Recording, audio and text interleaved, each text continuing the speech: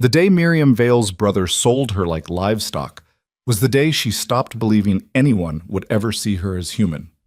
23 years old, heavy-set, and marked by every cruel word Black Hollow had ever thrown at her, she climbed into that rattling carriage knowing the truth. Nobody wanted her. They were just getting rid of the problem. But what waited at the end of that dusty road wasn't another man who'd tolerate her out of pity. It was something far more dangerous, a chance to finally matter.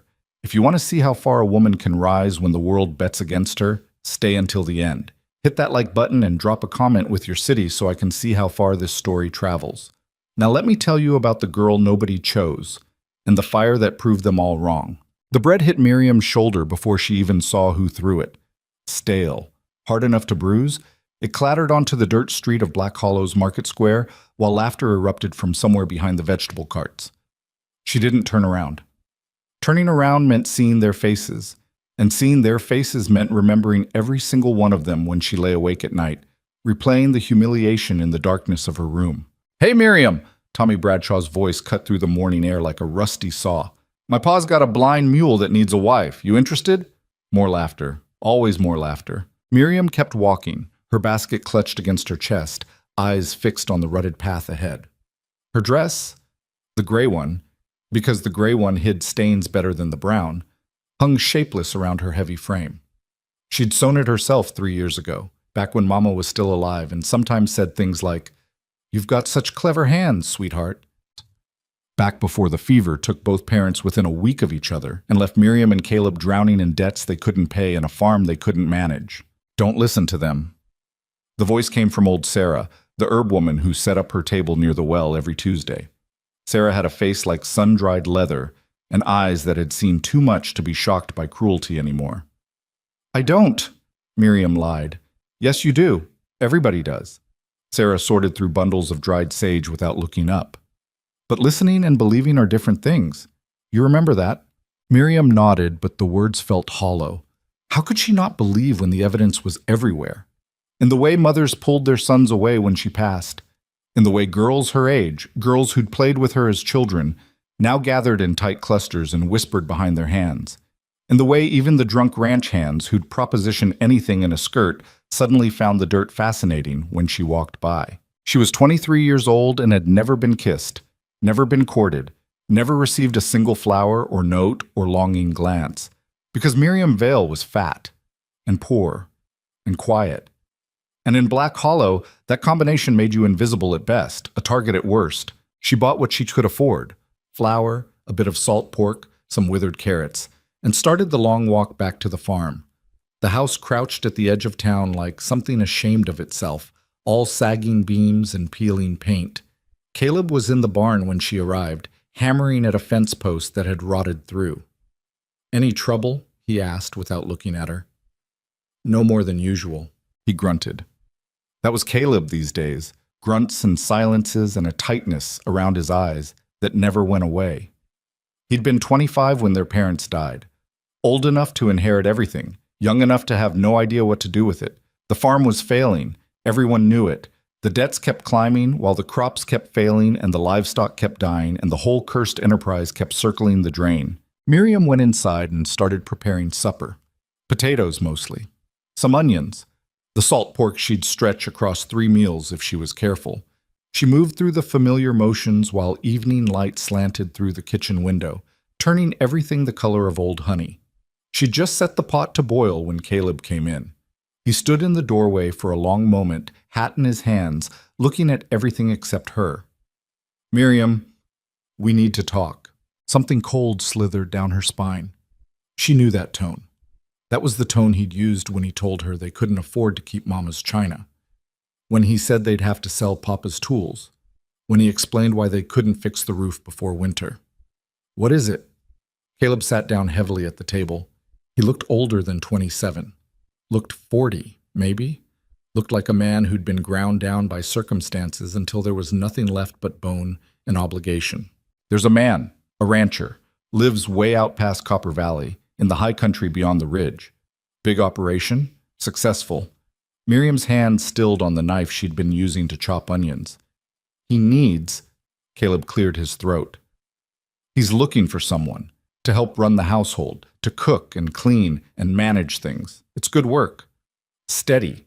He'd provide room and board plus a wage. A real wage, Miriam. Enough to clear our debts and then some. The cold feeling spread through her chest. You want me to go work for him? I want you to have a chance at something better than this. Caleb gestured around the shabby kitchen. This place is dying. We both know it. I can barely keep us fed through winter, and next spring the bank's going to come calling. But if you took this position, it'd solve everything. You'd be taken care of, I'd have enough to save the farm, and you'd be rid of me. That's not... He stopped, looked down at his hands. That's not how I meant it. But it was exactly how he meant it. Miriam could see it in the slope of his shoulders, the way he couldn't meet her eyes. She was a burden, an extra mouth to feed when there wasn't enough food, a reminder of their parents' deaths and their own failures, a weight dragging him down. What's his name? Her voice sounded strange, distant. Elias Mercer. And he knows... She couldn't finish the sentence, couldn't say the words out loud. He knows you're not some delicate flower, Caleb said carefully. I was honest with him. Told him you're strong, capable, good with your hands. He doesn't care about... Another gesture, this one vague and uncomfortable. He just needs someone reliable. Someone nobody else wants, Miriam thought. Someone desperate enough to say yes. When? He's sending a carriage Thursday morning. 3 days. She had 3 days. That night, Miriam lay in her narrow bed and stared at the ceiling. The old house settled and creaked around her, familiar as her own heartbeat. Every stain on the plaster held a memory. There, that watermark shaped like a bird. That was from the storm when she was 8, and Mama had stuffed rags in the leak while singing to keep Miriam from being scared. That crack running along the corner, Papa had promised to fix it the summer before he died, kept saying, "Next week, sweetheart, next week," until there were no more weeks left. She'd lived her entire life within 5 miles of this room, and now she was being sent away because feeding her wasn't worth the trouble anymore. The tears came quietly. She'd learned years ago how to cry without making noise, how to muffle sobs in her pillow, how to wake up with dry eyes and a neutral expression so nobody would know she'd spent the night breaking apart. Was this all she was worth? A transaction to clear debts? A problem solved by shipping her off to some stranger who probably just needed a workhorse he didn't have to pay much. But then again, what was waiting for her if she stayed? More market days with bread thrown at her head, more whispers and laughter and casual cruelty, more years watching other girls get married, have children, build lives while she grew older and heavier and more invisible until she was just old Miriam, the spinster who never amounted to anything. At least if she left, she'd be somewhere new. Somewhere the people didn't know every humiliating moment of her past. Somewhere she might have a chance to be... what? Accepted? Valued? Don't be stupid, she told herself harshly. You'll never be valued. You'll just be tolerated somewhere else. But maybe tolerated far away was better than despised at home. Thursday morning arrived too fast and too slow. Miriam packed her few belongings in a battered trunk. 3 dresses, some undergarments, her sewing kit, Mama's silver locket. Everything she owned fit in a space the size of a small coffin. The carriage rolled up precisely at dawn. Black paint, worn but sturdy, pulled by 2 horses that looked well-fed and properly shod. The driver was an older man with a weathered face and kind eyes, who introduced himself as Dutch. "Miss Vale, I'm here to take you to Red Ridge Ranch." Caleb helped load her trunk. His hand shook slightly as he secured it to the back of the carriage. "Miriam, He stopped, started again. "This is for the best. You'll see. You'll have a real home there, security, and I can finally... save the farm," she finished. "I know." He looked like he wanted to say something else, something that might have been an apology or an excuse, or maybe just goodbye. But in the end, he just pulled her into a brief, awkward hug. "Write to me," he said. She nodded, knowing she probably wouldn't, knowing he probably didn't actually want her to. The carriage lurched forward. Miriam looked back once and saw Caleb standing in front of the dying farm, one hand raised in a wave that looked more like surrender than farewell.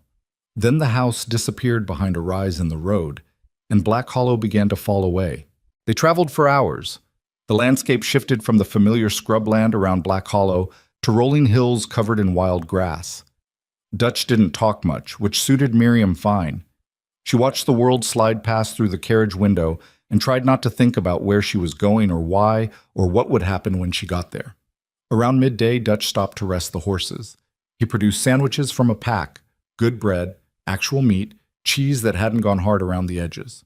"Mr. Mercer sent provisions," he said, handing her one. "Figured it'd be a long trip." Miriam bit into the sandwich and nearly wept. When was the last time she'd tasted cheese like this? Food that wasn't stretched thin or half-spoiled or cobbled together from scraps? "What's he like?" she asked. "Mr. Mercer." Dutch considered the question while chewing thoughtfully. "Honest man. Fair. Don't suffer fools, but don't go looking for fights either. Built that ranch up from nothing after the war. Works harder than any hand he employs. And he needs a housekeeper because he's terrible at it." Dutch grinned. "Man can break a wild horse, build a barn in a weekend, track a wolf through a blizzard. But ask him to cook something more complicated than coffee and beans. House falls apart around him. He knows his limits." "Does he—" Miriam hesitated. "Does he know what I look like?" Dutch's expression softened. "I told him you were a hard worker with a good head on your shoulders. He said that's all he needed to know." It wasn't really an answer, but it was something. They climbed higher into the foothills as afternoon stretched toward evening. The air grew cooler, sharper. Pine trees began appearing among the grass, clustered in dark groves that whispered in the wind. Miriam had never been this far from home, never seen mountains that scraped the belly of the sky or valleys that seemed to go on forever. It was beautiful and terrifying in equal measure. "Not much farther now," Dutch said. Miriam's stomach clenched. This was it. The moment when her new life, such as it was, would begin. When she'd meet the man who'd agreed to take her in because her own brother couldn't afford to keep her anymore.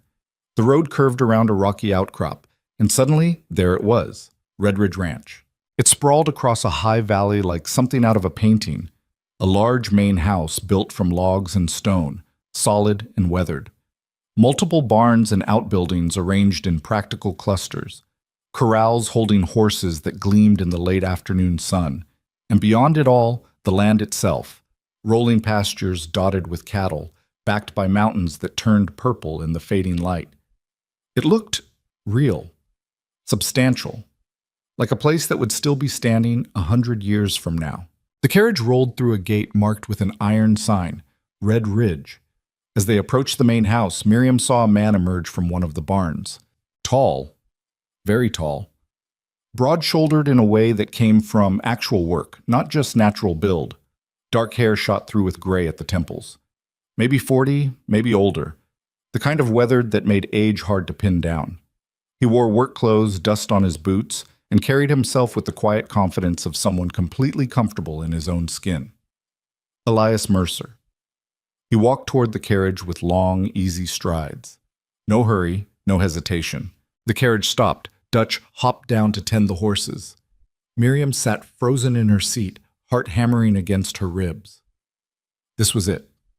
This was the moment when he'd see her, really see her, and she'd watch the disappointment flicker across his face. Maybe he'd hide it quickly, be polite, make the best of a bad situation. Or maybe he'd be angry that Caleb hadn't been more explicit about exactly how unmarriageable his sister was. The carriage door opened. Elias Mercer stood there, one hand on the frame, looking up at her with eyes the color of wood smoke. "Miss Vale." His voice was deep, rough around the edges, but not unkind. Miriam forced herself to nod, to move, to accept the hand he offered, and step down from the carriage. She was inches from him now, close enough to see the sun-carved lines around his eyes, the old scar across his knuckles, the way his gaze stayed steady on her face, waiting for it. Waiting for the moment when his expression would change. But it didn't change. He just looked at her, direct, assessing, maybe, but not cruel. Not pitying, not disgusted. "Welcome to Redridge," he said. "I expect you're tired from the journey. Dutch will show you to your room. We'll talk about the work tomorrow." That was it. No speeches, no awkward pleasantries, no false comfort. Just, "Welcome. Rest. We'll talk tomorrow." He released her hand and stepped back, already turning toward the barn like there were a dozen other things demanding his attention. Miriam stood there, slightly stunned, while Dutch retrieved her trunk. "Come on, Miss Vale," Dutch said gently. "Let's get you settled." She followed him toward the house, acutely aware of Elias disappearing into the barn without a backward glance. He hadn't stared at her weight, hadn't made excuses for her appearance, hadn't treated her like a disappointing package delivered to the wrong address. He'd just welcomed her, like she was expected, like she belonged. It was such a small thing, such a normal, unremarkable thing. So why did it make her chest feel tight and strange, like something inside her was cracking open after being locked shut for years? The room Dutch showed her to was small but clean, a real bed with a decent mattress, a washstand with a mirror, a window that looked out over the pastures toward the mountains. Her trunk fit easily at the foot of the bed. "Supper's at 6, Dutch said from the doorway. "Kitchen's through the main room, straight back. Mr. Mercer don't stand on ceremony. Just show up when you're ready." He left her alone. Miriam sat on the edge of the bed and looked around her new home. It smelled like pine wood and clean linen. The walls were solid. The floor didn't creak. Everything felt sturdy, permanent.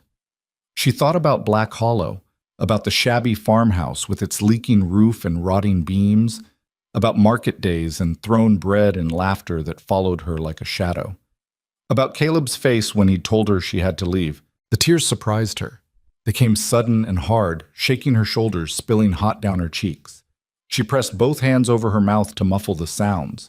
She was crying for everything, for the life she'd left behind that had never wanted her, for the desperate hope that maybe, somehow, this place would be different, for the terrifying possibility that it wouldn't be, that she'd still be the unwanted girl no matter how far she ran.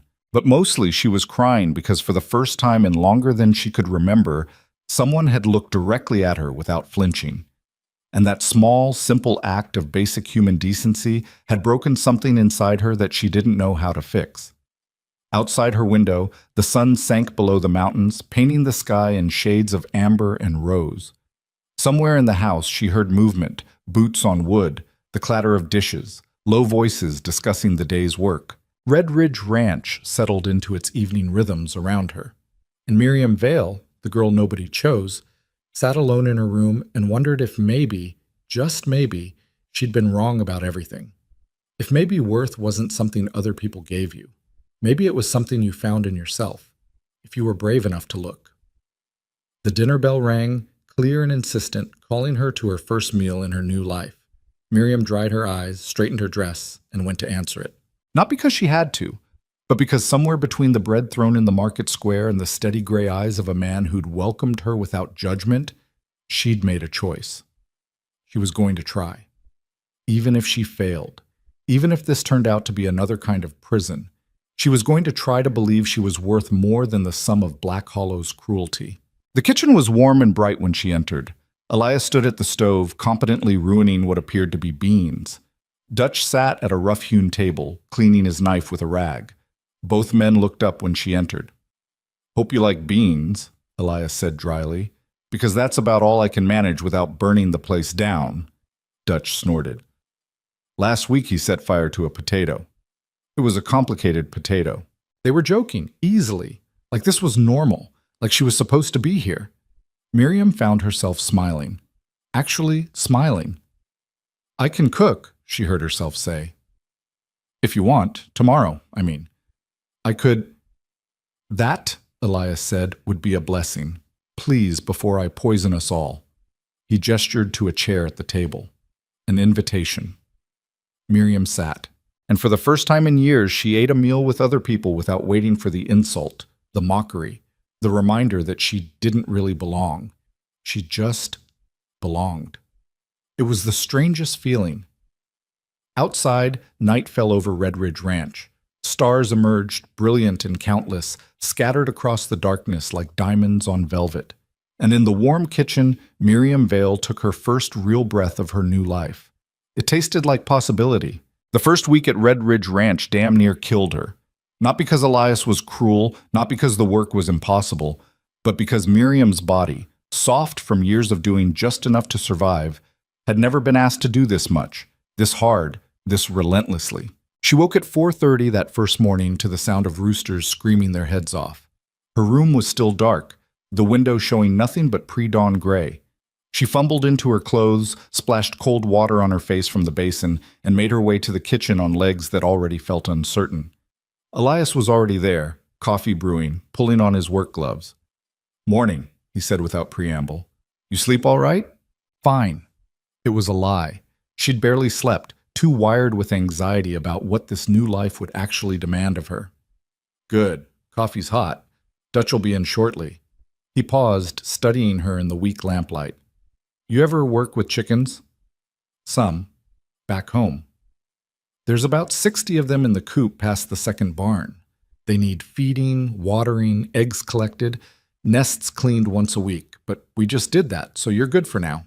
60 chickens." Miriam nodded like this was reasonable. "After that, there's mending that needs doing, fences mostly, but also some tack that's wearing through. Dutch can show you where we keep the tools. This afternoon I'll need help in the main barn sorting feed sacks. Some of them got wet in last week's storm, and we need to salvage what we can before it molds." He said all this casually, like he was describing a light morning stroll instead of a full day's labor that would have broken most of the delicate girls back in Black Hollow. "Understood," Miriam heard herself say. "Questions?" "About 1,000." But she just shook her head. Elias nodded and headed for the door. Stopped. Looked back. "Miriam, you get tired, you rest. Nobody's going to think less of you for being human." Then he was gone, boots crunching across the yard toward the corrals. Dutch appeared a few minutes later, poured himself coffee, and eyed Miriam with something that might have been sympathy. "First day's always the hardest," he said. "You'll find your rhythm." The chickens were insane. 60 birds crammed into a coop that smelled like the devil's outhouse, all of them screaming and flapping and pecking at each other with the kind of violence that suggested poultry held deep grudges. Miriam filled their feeders, hauled water, and tried to collect eggs while avoiding getting her hands torn to shreds by hens, who apparently viewed her as a mortal enemy. By the time she finished, her back ached, and her arms were covered in scratches. The fence mending was worse. Dutch showed her the section that needed repair, about 50 feet of split rail that had rotted through in places. He handed her tools she barely knew how to use and demonstrated once, quickly, how to measure, cut, and secure new rails. "You got it?" he asked. "No." "Yes." He left her to it. Miriam worked in the climbing heat of morning, wrestling with wood that didn't want to cooperate and nails that bent instead of driving straight. Her hands blistered. Sweat soaked through her dress. Every muscle in her shoulders and back screamed protest. But she kept going. Because what else was she going to do? Quit on day one? Prove Caleb right that she was just a burden who couldn't handle real work? By noon, she'd finished maybe a third of the fence. It looked terrible, crooked in places, gaps where the rails didn't quite meet. But it was standing. Mostly. She found Elias in the main barn, stripped down to his undershirt, hauling feed sacks like they weighed nothing. The muscles in his arms and shoulders moved under sun-darkened skin as he worked, efficient and tireless. He glanced up when she entered, took in her disheveled appearance, the blisters on her palms, the way she was moving like every joint hurt. "Fence done?" "Part of it." He wiped sweat from his forehead with the back of his arm. "Come here." She approached cautiously. He took her hands in his, carefully, like she was made of something fragile, and examined the blisters. "You should have worn gloves." "I didn't know where they were." "Storage room, second shelf." He released her hands. "Go wash these, put some salve on them. There's a tin in the bathroom cabinet. Then eat something before you pass out." "I'm fine." "Miriam." His voice wasn't harsh, but it was firm. "You're no good to anyone if you work yourself into the ground. Eat, rest. Then if you're still standing, you can help me with these sacks." It wasn't a request. She found the bathroom, washed her hands in water that stung like fury, and applied salve that smelled like pine tar and regret. In the kitchen, she cobbled together bread and cheese, forcing herself to eat even though exhaustion had killed her appetite. When she returned to the barn, Elias had moved maybe 20 sacks into a dry corner. Another 40 or 50 sat in various states of dampness. "The ones that are soaked through we dump," he explained. "Anything salvageable goes in the dry storage." "You good to lift?" The sacks weighed at least 40 pounds each. "I'm good." They worked in silence for the next 2 hours. Miriam's arms shook with every sack she lifted. Her back felt like someone had taken an axe to it. But she kept pace with Elias, matching him load for load even when her vision started to blur at the edges. She was hauling what must have been her 30th sack when her legs just quit. One second she was upright, the next she was on her knees in the dirt, the sack spilled beside her, breath coming in ragged gasps. Elias was there instantly. Easy, just breathe. His hand was on her shoulder, steady and warm, not pulling her up. Just there. "I'm sorry," she managed. "I just need a minute." "You need to stop." No anger in his voice, just fact. "You've been going for 9 hours on maybe 4 hours of sleep and half a sandwich. Your body's done, Miriam. But the sacks will still be here tomorrow." He helped her to her feet, supporting more of her weight than she wanted to admit. "Dutch and I can finish. You're going inside." "I can help it." "No." Gentle, but absolute. "You proved your point. You're tough. You work hard. You don't quit. I see that. Now go rest before you actually hurt yourself." He steered her toward the house with one hand on her elbow, the kind of careful guidance you'd use with someone drunk or concussed. At the door, he released her. "Tomorrow we start at 5 instead of 4:30. You need the sleep." "That's not fair to you."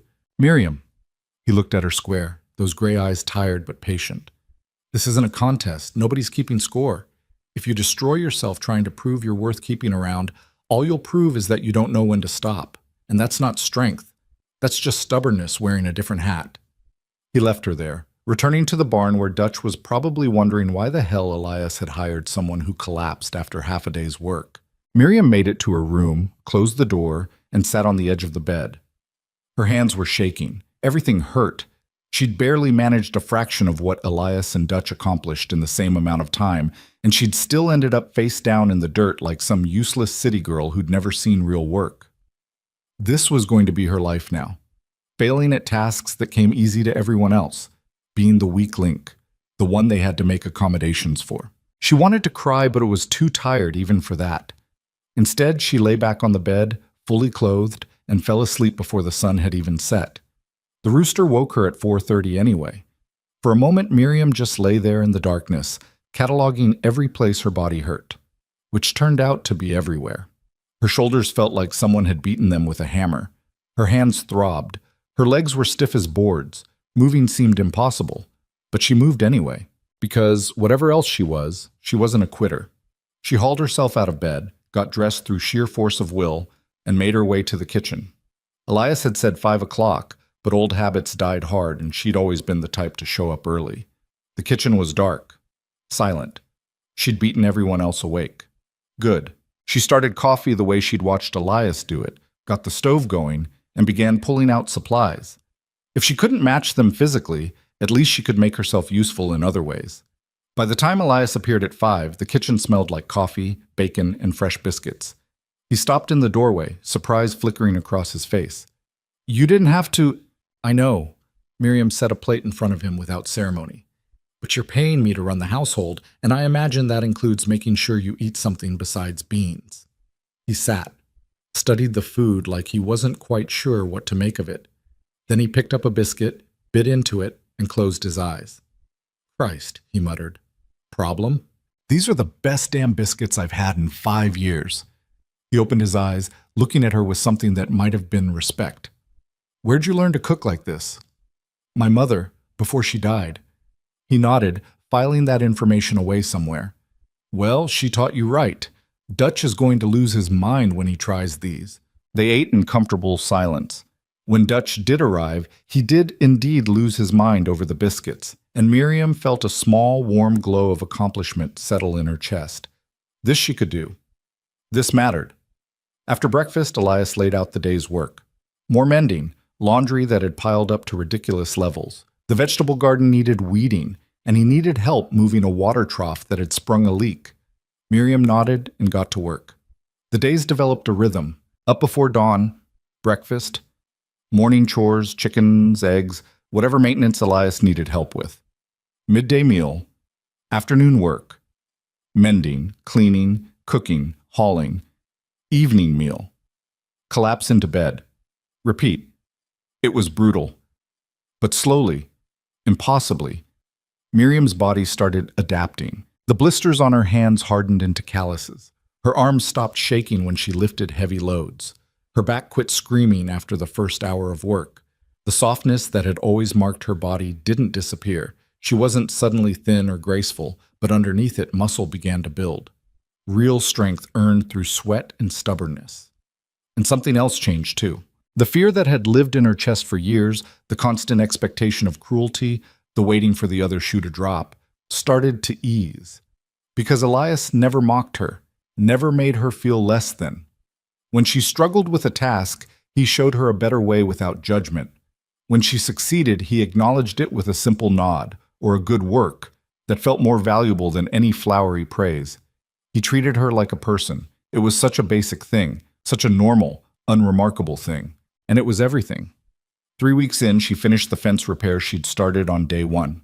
It had taken her forever, working on it between other tasks, redoing sections that didn't hold, learning through trial and error, but it was done, and it was solid. Elias came to inspect it one evening, walking the length of the fence with his hands in his pockets. Miriam stood nearby, trying not to look nervous.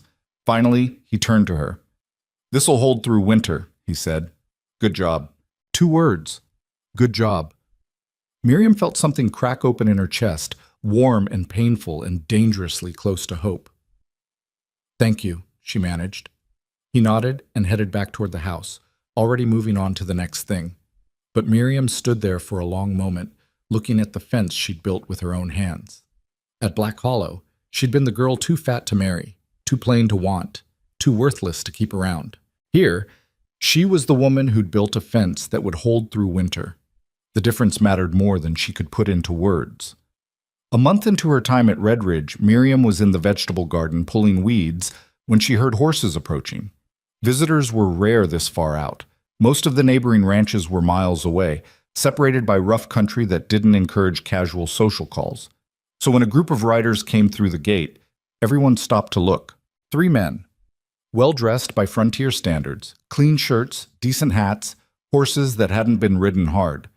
They had the look of ranchers who'd done well for themselves and wanted everyone to know it. Elias emerged from the barn, wiping grease from his hands with a rag. His expression was neutral, but Miriam had spent enough time around him now to recognize the slight tension in his shoulders. He didn't like these men. "Carter," Elias said to the one in front, "what brings you out this way?" The man called Carter had a round, florid face and the kind of smile that didn't reach his eyes. "Can a neighbor stop by for a friendly visit?" "You live 20 miles east. This isn't exactly on your way to anywhere." Carter laughed, but it sounded forced. "Direct as always, Mercer. Fine. I heard you'd taken on some help. Thought I'd see for myself."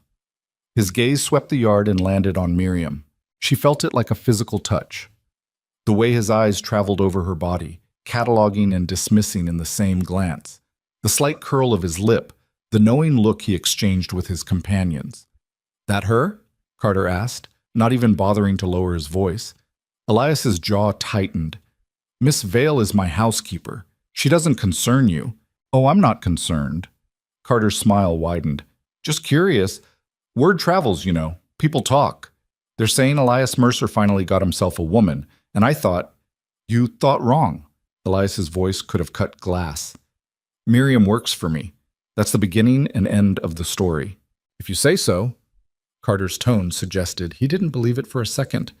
"Though I gotta say, Mercer, if you were looking for help, I could have recommended some girls from town who might have been more suitable." The word hung in the air like a slap. Miriam's face burned. She wanted to disappear, to melt into the dirt and never be seen again, because she knew exactly what Carter meant. More suitable, prettier, thinner, worth looking at. She turned back to her weeding, keeping her head down, trying to make herself invisible. "I'd appreciate it," Elias said, his voice dangerously quiet. "If you'd get to the point of this visit, or move along. I've got work to do." Carter held up his hands in mock surrender. "Easy, neighbor. No offense meant. Just looking out for you.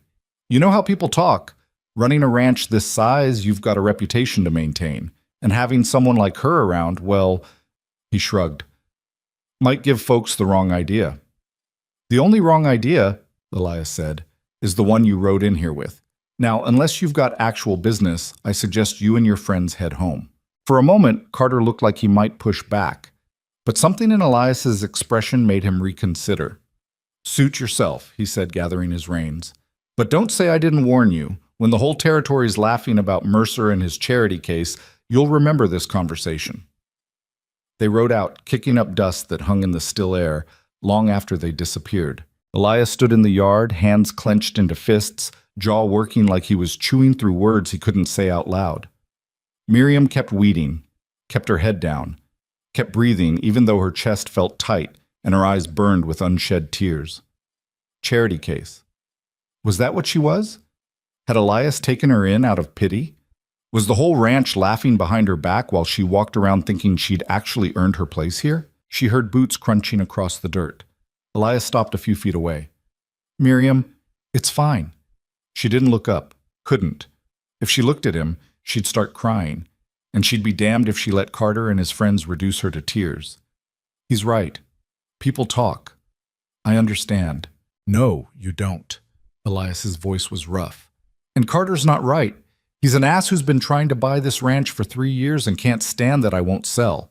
He came here looking for ammunition, and he's a small enough man to think your appearance gives it to him." "Because I'm fat." The word fell between them like a stone. Elias crouched down beside her, bringing himself to her eye level. She had no choice but to look at him.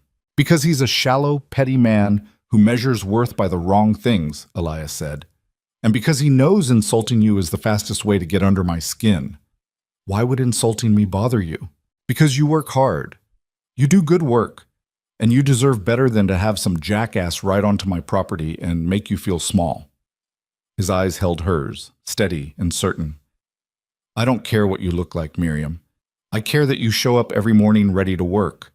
I care that you fixed that fence and made it solid.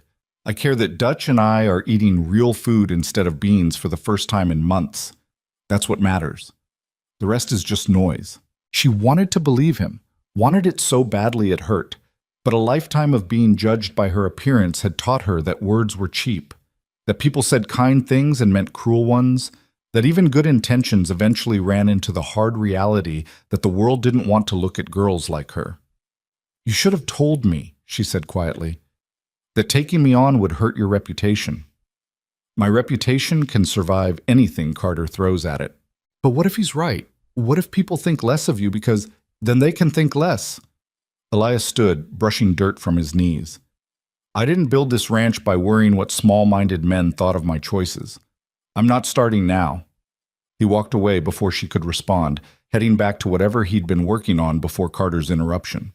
Miriam sat there in the garden, surrounded by half-pulled weeds and overturned dirt, trying to make sense of what had just happened. Elias had defended her, not with empty platitudes or false reassurance, but with plain fact. She did good work, and that's what mattered. But the doubt Carter had planted kept growing in her mind like a weed with deep roots. Was she really earning her place here? Or was Elias just too kind to admit he'd made a mistake? That night at supper, the mood was subdued. Dutch had heard about the encounter and kept shooting sympathetic glances in Miriam's direction. Elias ate in silence, his expression dark. Finally, Dutch cleared his throat. "For what it's worth," he said, "Carter's always been a son of a bitch. Nobody who matters listens to him." "Plenty of people listen to him," Miriam said quietly. "He owns half the valley. He owns land. That's not the same as mattering." Dutch pushed back from the table. "You want my advice? Forget he exists. Men like that feed on getting reactions. Don't give him one." After he left, Miriam started clearing dishes. Elias caught her wrist, stopping her. "Hey." She looked at him. "You're not a charity case," he said, "and anyone who says different can answer to me." Then he released her and walked out into the night, leaving Miriam standing alone in the kitchen with tears streaming down her face. Because for the first time in her life, someone was willing to fight for her, and she had no idea what to do with that. The weeks following Carter's visit were strange. Miriam worked harder than ever, as if she could somehow prove through sheer effort that she deserved to be at Red Ridge. She took on extra tasks without being asked, rose earlier, stayed up later, pushed herself until exhaustion became her normal state. Elias noticed. You're going to burn out, he told her one morning when he found her scrubbing the barn floor at dawn. I'm fine. You're acting like someone who thinks she has to earn the air she breathes. He took the brush from her hand. Stop. I just want to... What? Work yourself to death to prove Carter wrong? His expression softened slightly. Miriam, you don't have anything to prove. Not to him. Not to anyone. I have everything to prove, she shot back, surprised by her own vehemence. You took a chance on me when nobody else would. The least I can do is... The least you can do, Elias interrupted, is trust that I knew what I was doing when I brought you here. I needed help. You provide it. That's the whole transaction. There's no hidden test you're failing, no secret standard you're not meeting. He handed the brush back to her. Now, if you insist on scrubbing something at 5 in the morning, at least do it because you want to, not because you think you owe me something. He left her there, and Miriam sat back on her heels, breathing hard. The problem was, she did owe him. She owed him for seeing past what everyone else saw, for giving her a place where she wasn't invisible or mocked or discarded, for treating her like she mattered. How did you repay a debt like that? Spring deepened toward summer. The high country around Red Ridge exploded into wildflowers, purple lupine, Indian paintbrush, golden sunflowers that turned their faces toward the light. The ranch thrived. Calves fattened on good grass. The garden produced more vegetables than 3 people could eat. The chickens laid eggs with fanatical dedication. And slowly, despite herself, Miriam began to believe she might actually belong here. Not because anyone told her she did, but because the work itself spoke a language she was starting to understand. The fence she'd built, the meals she cooked, the garden she tended. These things were real, solid, proof of her existence in a way that words could never be. She was learning other things too. How to read weather in the way clouds built up over the mountains. How to tell when a horse was favoring a leg before the limp showed. How to gauge the exact moment when bread dough had risen enough. Small pieces of knowledge that Dutch and Elias shared casually, expecting nothing, just passing on what they knew. It felt like being slowly woven into the fabric of the ranch. Like maybe she wasn't just an employee anymore. Like maybe she was becoming part of something. One evening in early June, Miriam was sitting on the porch shelling peas when Elias joined her. He dropped into the other chair with a groan, pulling off his hat and running a hand through sweat-dampened hair. Long day? She asked. Calf got stuck in a ravine. Took 3 hours to get him out. He flexed his shoulders, wincing. I'm getting too old for this. You're what, 40? 42, which in ranch years is about 70. Miriam smiled despite herself. Dutch is 60, and he works circles around both of us. Dutch's spite held together with coffee and stubbornness. He'll outlive us all. Elias leaned back, closing his eyes. You settling in all right? I think so. Good. A pause. I know it's not easy being out here. Isolated, away from, well, everything. Miriam thought about Black Hollow, about market days and cruel laughter and her brother's desperate eyes. I don't miss everything, she said carefully. Elias opened one eye, studying her. No? There wasn't much there worth missing. He was quiet for a moment. Then, you ever regret coming here? The question caught her off guard. Did she regret it? There were days when the work felt impossible, days when loneliness crept in despite the company, days when she caught her reflection and remembered that she was still the same girl Black Hollow had rejected, just in a different location. But regret? No, she said, surprising herself with the certainty in her voice. I don't regret it. Good, Elias said again. Then he stood, stretching. Because you're the best cook this ranch has ever had, and if you left, Dutch and I would probably starve. He said it lightly, like a joke. But Miriam heard what he wasn't saying. You're valued here. You're wanted here. Stay. She watched him walk back into the house, and something warm unfurled in her chest. Maybe this was what belonging felt like. Maybe she'd finally found a place where she didn't have to apologize for taking up space. The thought terrified and thrilled her in equal measure. Because if she let herself believe it, really believe it, and it turned out to be wrong, the fall would destroy her. But if she didn't let herself believe it, she'd spend the rest of her life waiting for disaster. Miriam looked out over the ranch as evening light painted everything gold. The repaired fences, the thriving garden, the solid house and sturdy barns and mountains rising purple against the sky. She'd helped build this. Her hands had shaped it. That had to count for something, didn't it? She finished shelling the peas and went inside to start supper, carrying that fragile hope with her like something precious and breakable. And for tonight, at least, she let herself believe. The carriage arrived on a Tuesday in mid-July, appearing on the ridge road like a black beetle crawling across the horizon. Miriam was in the garden, up to her elbows in tomato plants, when she spotted it. Visitors were still rare enough to be noteworthy, and this carriage was fancier than anything that usually made it out to Redridge: polished wood, brass fittings that caught the sun, a matched pair of horses that hadn't seen a day of hard work in their pampered lives. She stood up, brushing dirt from her apron, a strange unease settling in her gut. Dutch emerged from the barn, squinting at the approaching vehicle. "You expecting anybody?" "No," Miriam said. "You?" He shook his head, already moving toward the house. "Better find Elias." By the time the carriage pulled through the gate, all three of them were standing in the yard. Elias had that same tension in his shoulders he'd carried during Carter's visit, like he was bracing for trouble. The driver hopped down and opened the door, and Victor Hale stepped out like he owned the place. Miriam's breath caught. She hadn't seen Victor since the day he'd asked Rebecca Miller to dance at the Harvest Festival 3 years ago, right after walking past Miriam without so much as a glance. He'd been handsome then, clean-cut, well-dressed, the kind of man mothers pointed out to their daughters as a good prospect. He was even more polished now, tailored jacket despite the heat, boots so shiny she could probably see her reflection in them, hair pomaded back in the latest fashion. Everything about him screamed money and status and civilization. Everything about him screamed Black Hollow. "Miriam Vale," he said, his smile wide and bright and completely hollow. "As I live and breathe."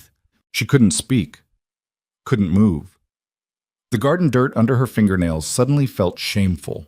Her work dress, practical, sturdy, and stained with sweat, might as well have been rags. She was acutely, painfully aware of how she must look to him.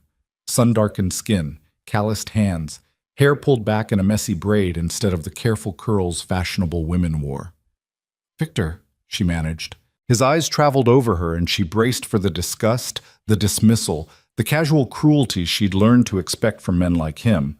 But instead, his smile widened. "You look wonderful," he said.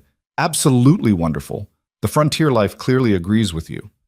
It was so unexpected, so completely wrong from the script she'd memorized, that for a moment Miriam just stared at him. "What are you doing here?" The words came out sharper than she intended. "Is that any way to greet an old friend?" Victor gestured to the ranch with an expansive wave. "I was passing through the territory on business, heard you'd ended up out this way, and thought I'd pay a visit. Catch up, see how you're faring." Elias stepped forward, his presence like a wall between Miriam and Victor.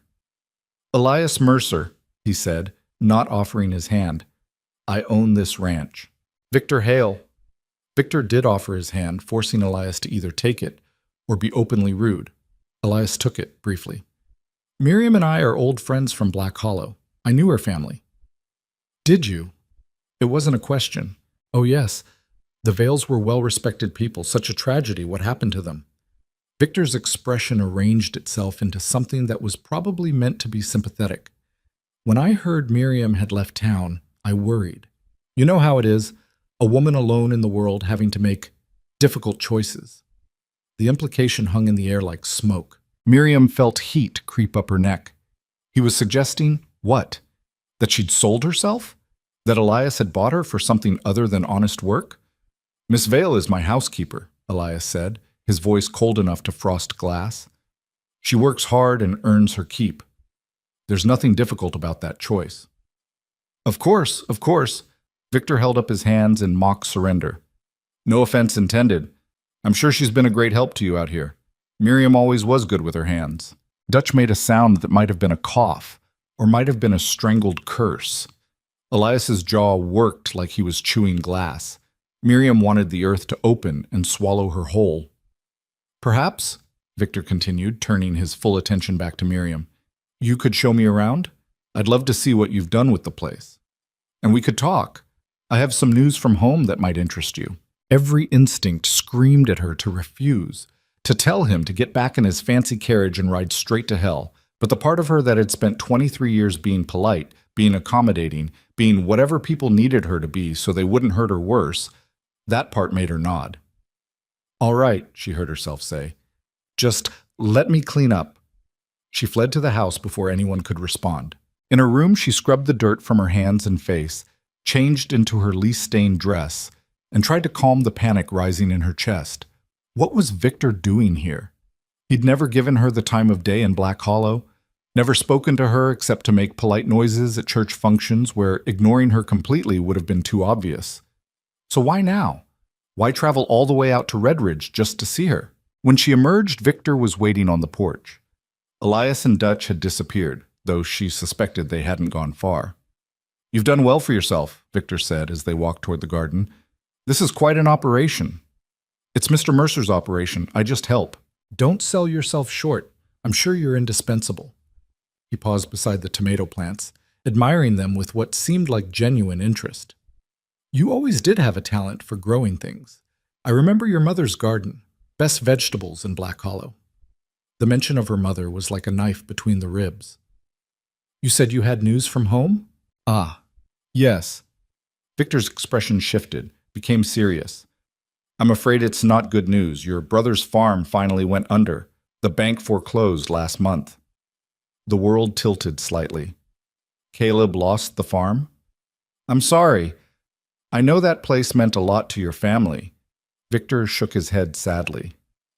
"He tried, but, well, some people just aren't cut out for that life.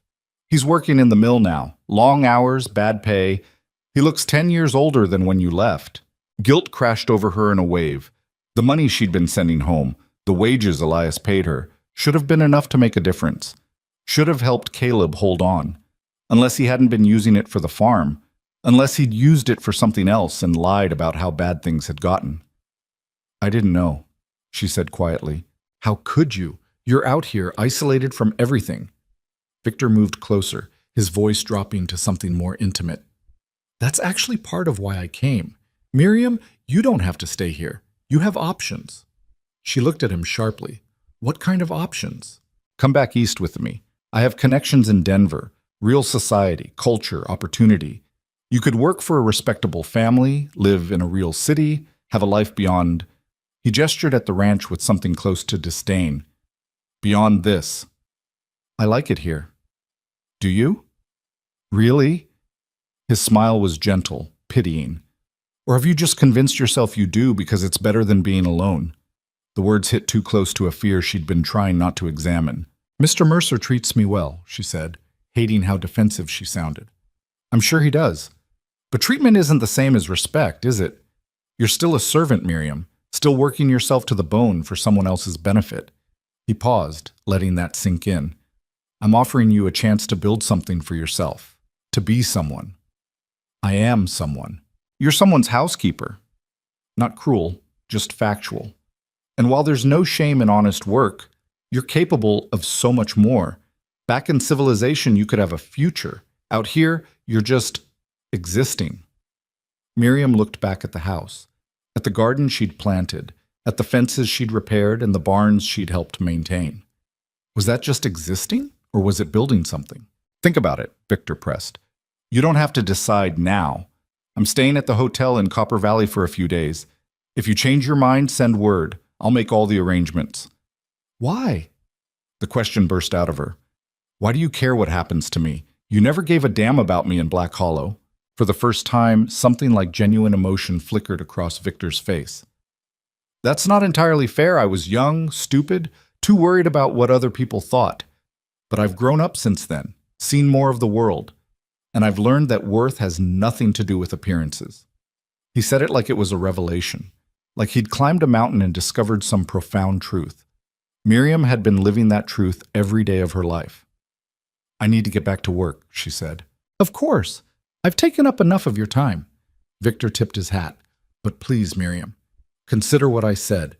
You deserve more than this."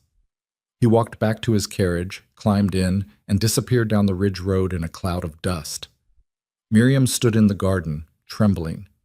She found Elias in the barn, mucking out stalls with more violence than the task required. "He gone?" he asked without looking up. Yes. Good. He stabbed the pitchfork into the hay with unnecessary force. Pompous ass. Despite everything, Miriam almost smiled. You didn't like him? Did you? The question stopped her. Had she liked Victor? She'd been so thrown by his sudden appearance, his compliments, his offer, that she hadn't stopped to consider whether she actually liked him. I don't know, she admitted. Elias finally looked at her. Really looked, with those gray eyes that always seemed to see more than she wanted to show. What did he want? To offer me a job in Denver, working for some respectable family, he said. Something shifted in Elias's expression, closed off. That what you want? I don't know, she said again, hating how uncertain she sounded. Well, he turned back to the stall. You know where to find me when you figure it out. It wasn't anger in his voice. It was something worse. Resignation. Like he'd expected this all along. Like he'd known eventually she'd realize she could do better and leave. Elias, you should think about it, he said, cutting her off. Real opportunity doesn't come around often. Be stupid to throw it away. Then he walked out of the barn, leaving Miriam standing alone in the smell of hay and horse shit, feeling like she'd just been dismissed. That night, she couldn't sleep. Victor's words kept circling through her mind like vultures. You're just existing. You're still a servant. You deserve more than this. Did she deserve more? What did she deserve exactly? In Black Hollow, she'd deserved nothing. She'd been the girl too fat to want, too poor to matter, too plain to notice. Coming to Redridge had changed that, or had it? Was she really any different here, or was she just doing the same worthless existing in a different location? She thought about Denver, about cities she'd only heard of in stories, about the possibility of a life beyond hard work and calloused hands and endless mountains, about being someone instead of someone's housekeeper. But then she thought about the fence she'd built, about morning coffee with Elias and Dutch, about the way the sunrise looked over the ridge, all gold and pink and impossibly beautiful, about feeling useful for the first time in her life, about the way Elias looked at her sometimes, like she mattered. She pressed her palms against her eyes, frustration building in her chest. Why did it have to be a choice? Why couldn't she just be content with what she had? Because what she had wasn't really hers. It was borrowed, temporary, dependent entirely on Elias's goodwill. If he decided tomorrow he didn't need her anymore, she'd be right back where she started. At least in Denver, she might have something she'd built herself. The next few days were strange and tense. Elias was polite but distant, treating Miriam with the same careful courtesy he'd shown when she first arrived. Dutch watched them both with worried eyes but said nothing. Miriam worked through her chores mechanically, her mind somewhere else entirely. On Thursday, she made a decision. She found Elias in this corral, working with a young horse that was still learning to accept a saddle. He glanced up when she approached but didn't stop what he was doing. I need to go into Copper Valley, she said, just for the day. His hand stilled on the horse's bridle. To see Hale. It wasn't a question. Yes. He nodded once, sharp and final. Take the wagon. Dutch can drive you. I can take the wagon, Miriam. His voice was flat. If you're leaving, you'll need it to bring your things. The words hit like a slap. I didn't say I was leaving. Didn't say you were staying either. They stared at each other across the corral fence. The young horse snorted and shifted, sensing the tension. What do you want me to do? Miriam asked, and she hated how small her voice sounded. Just ignore an opportunity because it might be inconvenient for you? I want you to do what's best for you. Elias's expression was unreadable. I've never asked you to stay here out of obligation. Then why does it feel like you're angry that I'm even considering leaving? I'm not angry. You're something. He was quiet for a long moment, then, you want the truth? Fine. I'm disappointed. I thought you were happy here. Thought you'd found something worth staying for. But if a slick-talking city boy can show up and make you doubt all that in one conversation, then maybe I was wrong about what you were looking for. That's not fair. Fair. He laughed, bitter. You think anything about this is fair? You think it's fair that I finally find someone who fits here, who makes this place feel less like work and more like a home, and she's already looking for the exit? The confession hung in the air between them, raw and unintended. Miriam's breath caught. Elias. He shook his head, angry at himself now. Forget it. Go to Copper Valley. Talk to Hale. Figure out what you want. Just let me know either way, all right? So I can plan. He turned back to the horse, effectively ending the conversation. Miriam walked back to the house feeling like she'd been gutted. Dutch drove her into Copper Valley the next morning. The trip took 2 hours, most of it spent in uncomfortable silence. Finally, as they approached the town, Dutch cleared his throat. You know what you're doing? No, Miriam admitted. That's honest, at least. He guided the wagon around a rut in the road. Can I offer some unsolicited advice? Can I stop you? He grinned. Not likely. Here it is. Men like Hale, they don't do anything without a reason. And the reason usually benefits them more than it benefits you. You think he's lying about the job in Denver? I think he's selling you something, and you should figure out what he's getting in return before you buy it. They pulled up in front of the hotel, a 2-story building that was the finest thing Copper Valley had to offer, which wasn't saying much. Dutch helped her down from the wagon. I'll be at the feed store. You need me. Just holler. Victor was waiting in the hotel restaurant, looking as polished as ever. He stood when she entered, pulling out a chair for her with practiced courtesy. Miriam, I'm so glad you came. I wasn't sure you would. She sat, folding her hands in her lap. Tell me about this job in Denver. Direct. I like that. Victor signaled for coffee. The Thornton family, very prominent, very well connected. They need someone to manage their household. It's a large operation, multiple staff, but you'd be in charge of it all. The pay is excellent, and you'd have your own rooms, time off, all the things you don't get working for some rancher in the middle of nowhere. And how do you know the Thorntons? Business connections. Mr. Thornton and my father have dealings together. He leaned forward, earnest. I recommended you myself, Miriam. Told them you were reliable, hardworking, exactly what they needed. Why would you do that? The question seemed to surprise him. Because I want to help you. Because I see potential in you that's being wasted out here. Or because you feel guilty about how you treated me in Black Hollow. Victor had the grace to look uncomfortable. That too, perhaps. I wasn't kind to you back then. None of us were. I'd like to make amends. The coffee arrived. Miriam wrapped her hands around the cup, using the warmth to ground herself. What if I like it at Red Ridge, she asked. What if I don't want a different life? Then I'd say you're lying to yourself. Victor's voice was gentle but firm. Miriam, be honest. What kind of future do you have there? You'll work yourself into an early grave for a man who'll never see you as anything more than help. Is that really what you want? To spend the rest of your life invisible? I'm not invisible there. No? Does Mercer court you? Take you to town on his arm? Introduce you as anything other than his housekeeper? Each question was a needle, finding soft tissue. We're not... Exactly. You're nothing to him. A convenience.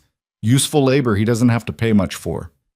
Victor reached across the table, covering her hand with his. But you could be someone, Miriam.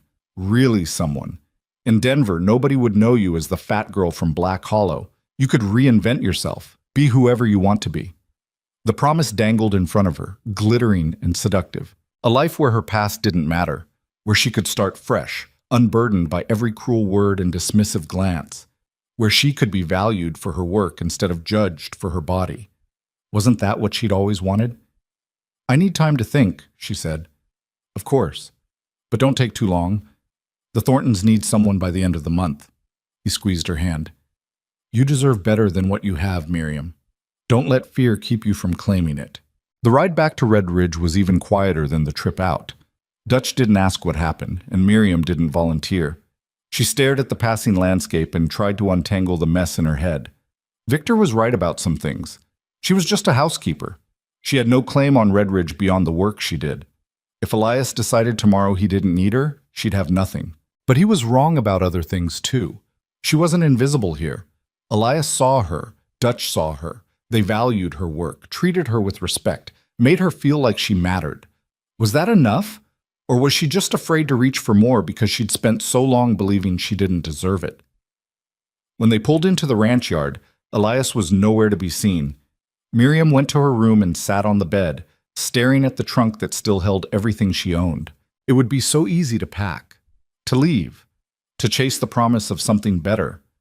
But as she sat there in the quiet room, surrounded by the solid walls of the house and the smell of pine that had become familiar as her own skin, she realized something. She didn't want easy. She wanted real. And Redridge, with all its hard work and isolation and rough edges, was the most real thing she'd ever had. The question was whether that was enough when measured against the possibility of something more. Dinner that night was excruciating. Elias was polite and distant. Dutch tried to fill the silence with talk about the weather, the cattle, anything neutral. Miriam picked at her food and said nothing. Finally, Elias pushed back from the table. "I'll be in the barn if anyone needs me." He left before Miriam could respond. Dutch sighed. "You two are going to kill each other with this silence. I don't know what to say to him. How about the truth?" Dutch started clearing dishes. "Whatever it is. He can handle it. What he can't handle is not knowing." Miriam helped him clean up, then walked out to the barn. Elias was in the tack room, oiling a saddle with more attention than the task required. He didn't look up when she entered. "I talked to Victor," she said. "Figured. The job's real. In Denver. Good pay. Good conditions." His hand stilled on the leather. "You taking it?" "I don't know. What do you want me to say, Miriam? That I'll pay you more? That I need you to stay?" He finally looked at her, and the expression in his eyes was raw. "Because I do need you to stay, but not because of the work. I can find another housekeeper. What I can't find is—" He stopped, shook his head. "Can't find what?" she pressed. "Someone who fits." The words came out rough. "Someone who makes this place feel less empty. Someone I look forward to seeing at breakfast every morning." He set down the saddle. "But that's not fair to you. That's me being selfish. If Denver gives you a better life, you should take it." Miriam's heart was pounding so hard she could hear it in her ears. "And what if I don't want Denver? Then you're either happy here or you're afraid to try for something better. And I can't tell you which it is." He stood, facing her fully. "What I can tell you is that you'll always have a place at Redridge, not as an obligation, not as charity, but because this ranch is better with you on it, and I'm—" He stopped, correcting himself. "We're better for having you here." The "we" was a kindness, a way of sharing the weight of what he was really saying, but Miriam heard the "I" underneath it. "Victor said I was nothing to you," she said quietly, "just useful labor." "Victor's an idiot. Is he wrong?" Elias stepped closer, close enough that she could see the flecks of green in his gray eyes, close enough that she could smell leather and hay, and the particular scent of him that had become achingly familiar. "You want to know what you are to me?" His voice was low, intense. "You're the person who makes me laugh when I didn't think I had it in me. You're the reason I started caring what I eat instead of just shoveling down whatever's easiest.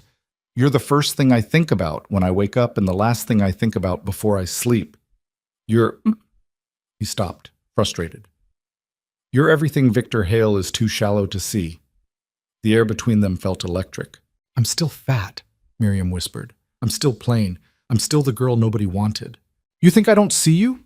Elias's expression was fierce.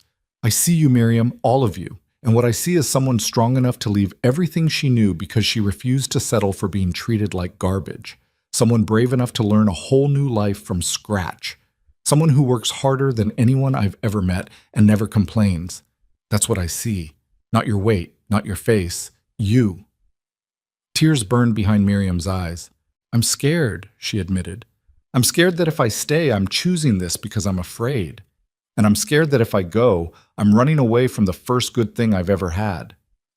"Then stay because you want to, not because I asked, not because you're afraid, but because this is where you choose to be." He paused. "And if that's not here, I'll understand. It'll hurt like hell, but I'll understand." He left her standing in the tack room, surrounded by the smell of leather and oil and possibility. Miriam walked back to the house in a daze. She'd come to Redridge believing she was worthless, that the best she could hope for was to be tolerated by someone who needed the work done. But Elias didn't just tolerate her. He saw her, really saw her. And Victor, for all his talk about potential and opportunity, wanted to help her become someone else, someone more acceptable, someone civilization could digest. The choice suddenly became clear. She could go to Denver and spend the rest of her life trying to become the person Victor thought she should be. or she could stay at Red Ridge and keep becoming the person she actually was. Miriam went to her room, looked at the trunk, and started unpacking the few things she'd instinctively started gathering. She was staying.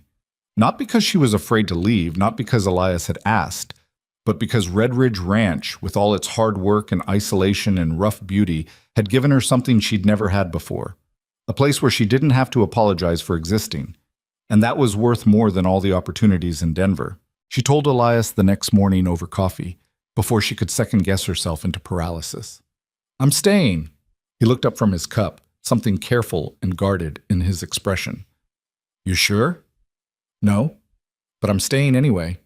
A smile ghosted across his face, there and gone so fast she almost missed it. "All right then." That was it. No big speech, no dramatic declarations. Just, all right then, like she'd told him she was planning to fix the chicken coop instead of choosing her entire future. But his hand brushed hers as he reached for the coffee pot, and the touch lingered half a second longer than necessary. It was enough. She wrote to Victor that afternoon, a short letter that took her an hour to compose because every version sounded either apologetic or defensive, and she didn't want to be either. "Thank you for the opportunity, but I've decided to stay at Red Ridge Ranch. I wish you well in Denver. Miriam."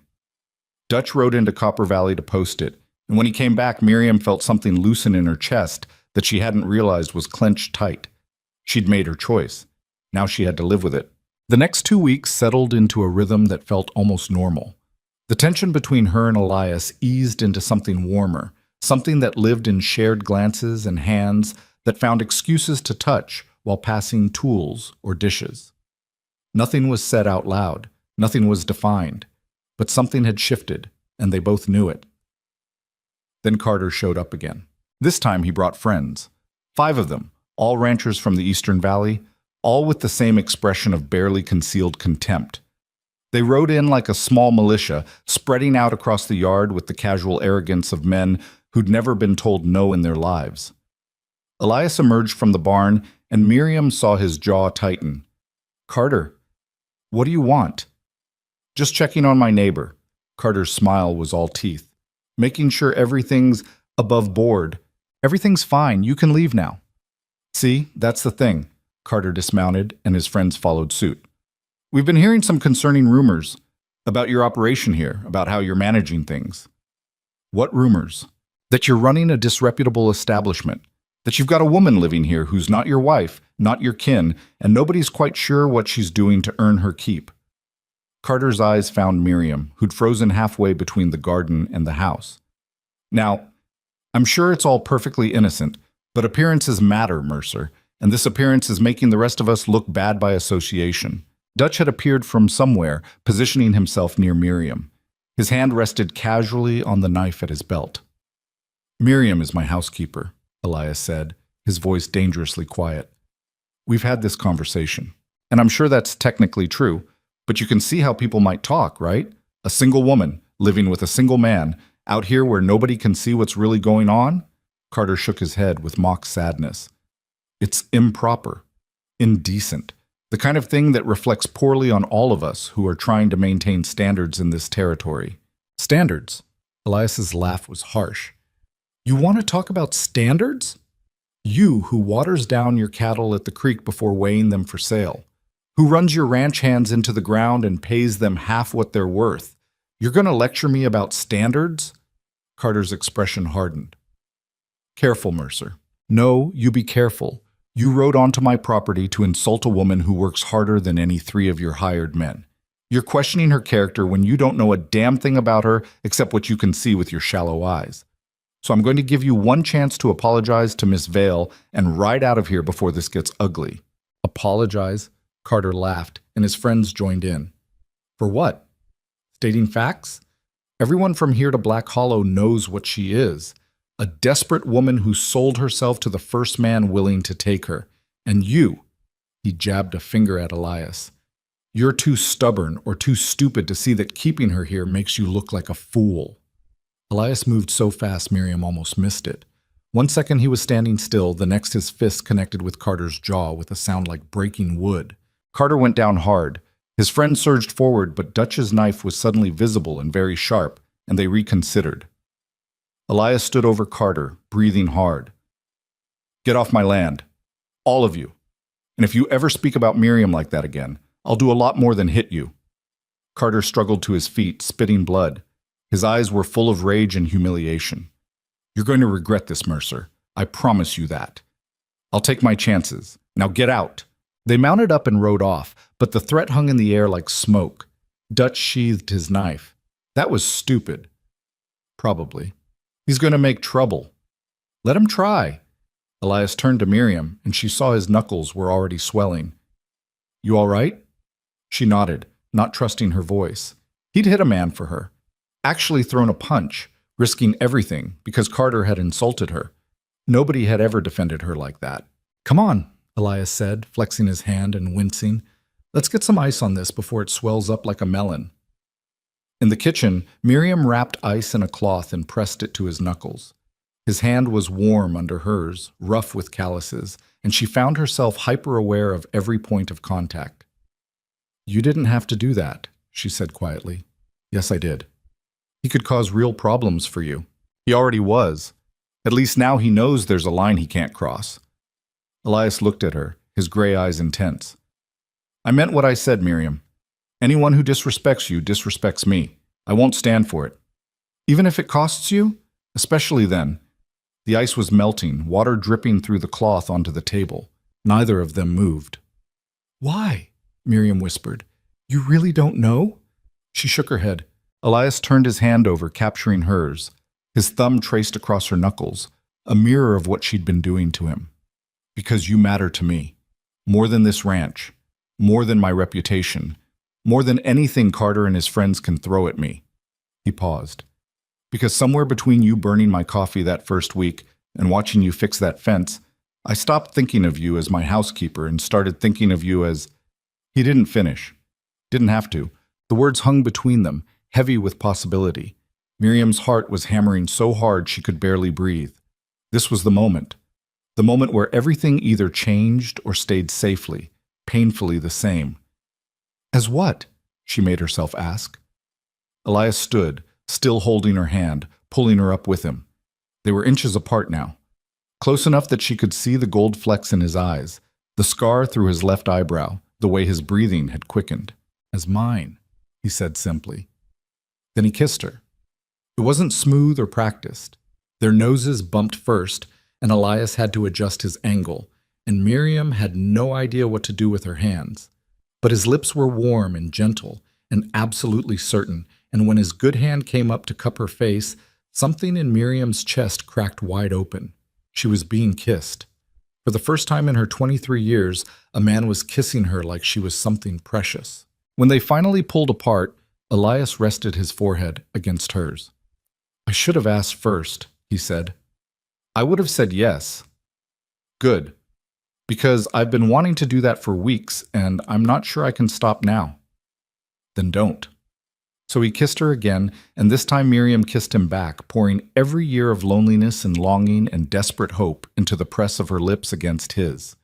When they finally broke apart for real, Dutch's voice came from the doorway. "About damn time." Elias threw a dish towel at him. But Carter's threat wasn't empty. 3 days later, smoke appeared on the southern horizon.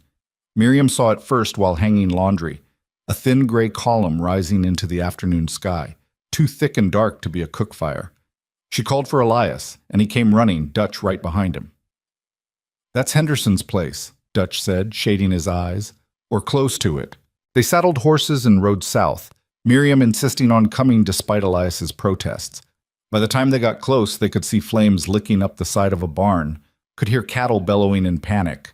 The Henderson family, a young couple with 3 small children, was trying desperately to move their livestock away from the fire, but it was spreading fast, driven by wind that had picked up out of nowhere. "Dutch, help with the cattle," Elias ordered. "Miriam, get the children away from here. Mrs. Henderson, where's your well?" They worked for hours, hauling water, beating back flames with wet blankets, herding terrified animals to safety. By the time they got the fire under control, the barn was a smoking ruin and half their pasture was scorched black. James Henderson stood looking at the destruction, his face gray with shock. "How did it start?" Elias asked. "Don't know. We were all in the house when we smelled smoke. Came out and the barn was already burning." Henderson rubbed a hand across his face.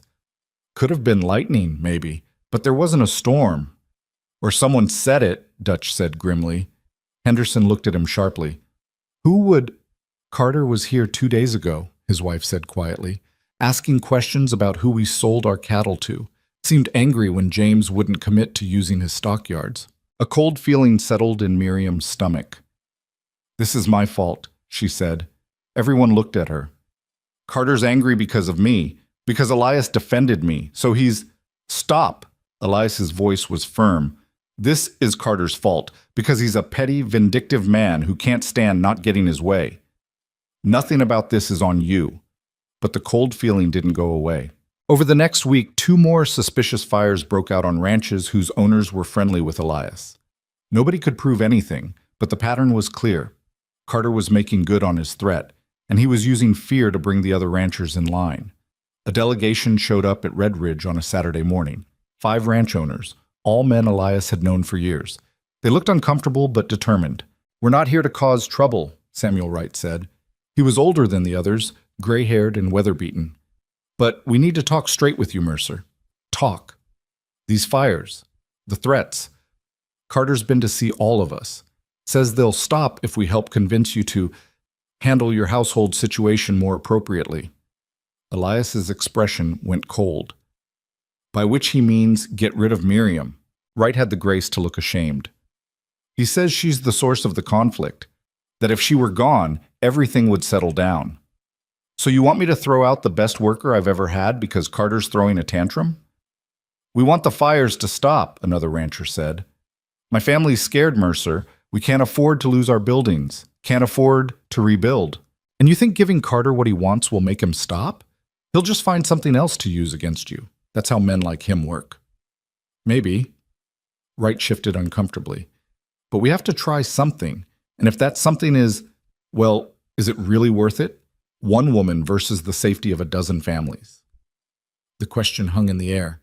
Miriam stood on the porch, listening, watching, waiting for Elias to do the sensible thing and agree that she wasn't worth this much trouble. But Elias just looked at Wright with something close to pity. You want to know if she's worth it? Yes, she's worth it. She's worth more than the lot of you put together if you're willing to sacrifice her to make your lives easier. He paused. But I'll make you a deal. You go back to Carter and tell him I want to meet. Just him and me. We'll settle this face to face, and whatever happens, the rest of you are out of it. Mercer, those are my terms. Take them or leave them. After they left, Miriam found Elias in the barn, saddling his horse. What are you going to do? Going to talk to Carter. That's not talking, and you know it. He cinched the saddle tight. Then it's not talking. Elias. She grabbed his arm, forcing him to look at her. Don't do this. It's not worth it. You are worth it. I'm one person. He's threatening whole families. How many people have to suffer before you admit that maybe I should just leave? Elias turned to face her fully. Is that what you want? To let Carter chase you away? I want you safe. I want those families safe.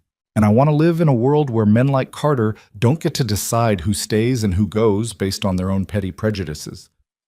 But we don't always get what we want. He cupped her face in his hands. I love you, Miriam. I'm not good at saying it, and I probably should have said it before now, but there it is. I love you. And I'm not letting you go because some bastard with a torch thinks he can bully me into it. The words hit her like a physical blow. He loved her. Elias Mercer, who could have had any woman in the territory, loved her. You can't fight him alone, she managed. I won't be alone. Dutch is coming with me. 2 against however many men Carter brings? That's not a fight. That's suicide. Then come with us. Miriam stared at him. What? You wanted to be part of this, to not be the person everyone's fighting over but never consulting. Fine. Come with us. Face Carter yourself. Let him see that you're not going anywhere. It was insane. It was dangerous. It was exactly what she needed to do. All right, she said. Let's go. They rode out an hour later, Elias, Miriam, and Dutch. 3 people against whatever waited at Carter's ranch. The ride took most of the afternoon, and with every mile, Miriam's fear grew. But so did something else. Anger. She was tired of being the reason people suffered, Tired of being the problem everyone wanted to solve by making her disappear. Tired of letting other people decide her worth. If Carter wanted a fight, she'd give him one. Carter's ranch was bigger than Red Ridge, more ostentatious, all polished fences and manicured grounds that screamed money. They rode right up to the main house like they owned the place. Carter emerged, flanked by 4 of his men. His jaw was still bruised from where Elias had hit him. "Mercer, I didn't expect to see you here. We need to talk." "Nothing to talk about. You know my terms. Send the fat bitch packing and the fires stop." Miriam dismounted before Elias could stop her, walked right up to Carter until they were face to face. "I have a name," she said quietly. "It's Miriam Vale, and I'm not going anywhere." Carter laughed. "You think you have a say in this? You're nothing, a piece of trash Mercer picked up out of pity. You don't get to make demands." "You're right. I don't get to make demands, but I can make a choice."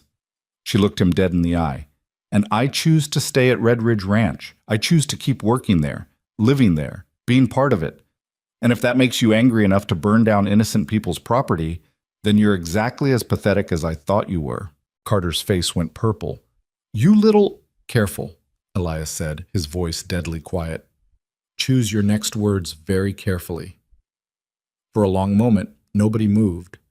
Then Carter smiled, ugly and mean. "You want to stay? Fine, stay.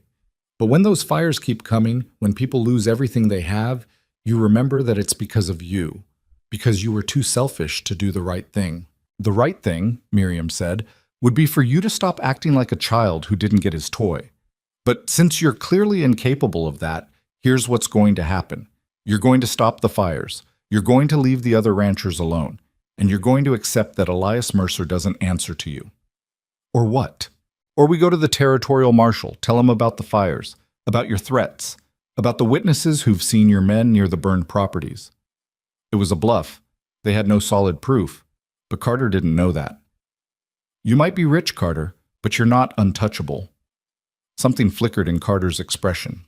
Uncertainty, maybe, or calculation. "You've got no proof," he said, but his voice lacked conviction. "Don't I? James Henderson saw 2 of your men riding away from his property right before the fire started. Sarah Collins found boot prints near her barn that matched the ones your foreman wears. And Samuel Wright's son heard someone mention your name the night before their storage shed burned." Another bluff, but she was on a roll now. "Might not be enough for a conviction, but it's enough to start an investigation, enough to get the marshal asking questions, enough to make your life very uncomfortable." Carter's jaw worked. His men shifted uneasily. "This isn't over," he finally said. "Yes, it is." Elias stepped up beside Miriam. "It's over because you've run out of leverage. You can't threaten us, can't buy us, can't scare us into doing what you want. So you've got 2 choices. Accept defeat gracefully, or keep pushing until you force us to make good on what Miriam just said. Your call." The standoff stretched, taut as a wire. Then Carter spat in the dirt and turned away. "Get off my property."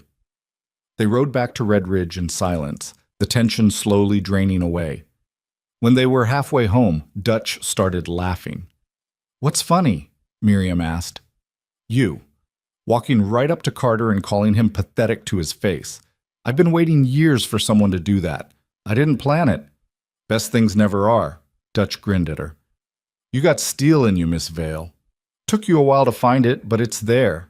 Elias reached over and took her hand. Didn't say anything, didn't have to. They rode the rest of the way like that, hands linked, while the sun sank toward the mountains and painted the sky in shades of fire. The fires stopped. Word spread fast that Carter had backed down, and the other ranchers breathed easier. Some of them even stopped by Red Ridge to thank Elias and Miriam personally, shamefaced about their earlier visit. Miriam accepted their thanks with grace, but privately she was still angry. They'd been willing to sacrifice her to save themselves. That wasn't something she'd forget quickly. But she also understood it. Fear made people do desperate things. She'd spent enough time being afraid to judge them too harshly for it. Life settled back into its rhythms, but with one crucial difference. Elias no longer pretended she was just his housekeeper. He held her hand at dinner, kissed her goodnight before she went to her room, pulled her into his arms while they watched the sunset from the porch, his chin resting on top of her head like she fit there perfectly. And slowly, achingly, Miriam started to believe that maybe she did fit. That maybe love wasn't something reserved for pretty girls with tiny waists and perfect faces. That maybe she could be loved exactly as she was. One evening in late August, she was kneading bread dough when Elias came up behind her, wrapping his arms around her waist. "Marry me," he said into her hair. Miriam's hands stilled. "What?" "Marry me. Make this permanent. Be my wife, not just my housekeeper who I'm courting in secret." She turned in his arms, flour dusting his shirt. "You want to marry me?" "Of course I do. Why do you sound surprised?" "Because I'm—" She gestured at herself. "Me. Yes, you. The woman who faced down Carter without flinching, who built a fence that's still standing through every storm, who makes the best bread I've ever eaten and doesn't take shit from anyone anymore." He kissed her forehead. "That you. That's exactly who I want to marry." Tears pricked her eyes. "People will talk. Let them. They'll say you married me out of pity. They can say whatever they want. I'll know the truth." He pulled back enough to look at her. "I love you, Miriam Vale. Every stubborn, strong, beautiful part of you. And I want to spend the rest of my life proving it. So what do you say?" What did she say? She said yes. She said yes to the life she'd built from nothing. Yes to the man who saw her when everyone else looked away. Yes to believing, finally, that she was worth choosing. She said yes, and Elias kissed her with flour-dusty hands and love in his eyes. And for the first time in her entire life, Miriam Vale felt chosen. Not despite who she was, but because of it. They were married on a crisp September morning with Dutch as witness, and a circuit preacher who asked no questions beyond the necessary ones. Miriam wore her mother's silver locket and a new dress she'd sewn herself, cream-colored calico that fit her body without apology. Elias wore his best shirt and couldn't stop smiling. It wasn't the wedding little girls dreamed about. No church full of well-wishers, no elaborate cake or fancy reception, just two people making promises under an open sky, with mountains as their cathedral and love as their only witness beyond Dutch's gruff approval. But it was perfect. Miriam became Miriam Mercer on that cool autumn day, and the name felt like armor and homecoming all at once. The first test came sooner than expected. 2 weeks after the wedding, a wagon rolled up to Red Ridge carrying a woman Miriam barely recognized. Thin where she'd once been, plump, gray-faced, and exhausted, wearing a dress that had seen better days. It took Miriam a full minute to place her. Rebecca Miller. The girl Victor Hale had danced with at that harvest festival years ago. The girl who'd giggled with her friends while Miriam walked past, pretending not to hear their whispers. Rebecca climbed down from the wagon slowly, like movement hurt. Her driver, a tired-looking man who might have been her father, helped her with a gentleness that spoke of long practice. "Miriam," Rebecca said, and her voice cracked on the name. I heard you were here. I know I have no right to ask, but I need help." Up close, Rebecca looked worse, bruises fading to yellow on her arms, a cut on her lip that was healing badly, eyes that had seen things they shouldn't have. Miriam's first instinct was to turn her away, to let Rebecca experience what it felt like to need help from someone who had every reason to refuse. But that instinct lasted maybe 3 seconds before her better nature kicked in. "Come inside," she said. Over tea that Rebecca barely touched, the story came out in painful fragments. She'd married a man from Copper Valley 2 years ago. He'd seemed fine at first, charming even. But after the wedding, things changed. He drank, he gambled, and when he lost, he took it out on his wife. "I left 3 times, Rebecca said, staring into her cup. "But I always went back because where else was I going to go? My family said I made my bed.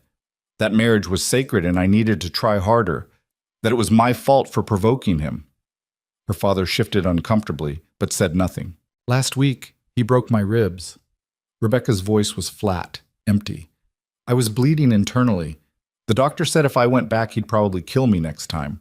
So I didn't go back. But I have nowhere to go, no money, no skills anyone wants." She finally looked up at Miriam. "I remembered hearing you were out here, that you'd found work. And I thought, maybe—" She didn't finish, didn't have to. Miriam looked at this woman who'd once laughed at her pain, who'd stood by while others made her life miserable, who'd contributed to every cruel whisper that had followed Miriam through Black Hollow. And she saw herself, the desperate version who'd climbed into a carriage not knowing if she was heading toward salvation or just a different kind of prison. "You can stay," Miriam said. Rebecca's eyes filled with tears. "I can work. I'll do anything. I won't be a burden, I swear. Si ito some score. You're hurt. First thing is you heal, then we'll figure out the rest." Miriam stood. "Dutch can help your father with the wagon. I'll show you to a room." After Rebecca's father left, looking relieved to have the problem handled by someone else, Elias pulled Miriam aside. "You sure about this?" "No, but she needs help and we can provide it. Isn't that what you did for me?" That was different. How? He didn't have an answer for that. Rebecca stayed, and slowly, painfully, she healed. Not just her body, though the bruises faded and her ribs knitted back together, but something deeper. The haunted look in her eyes started to ease.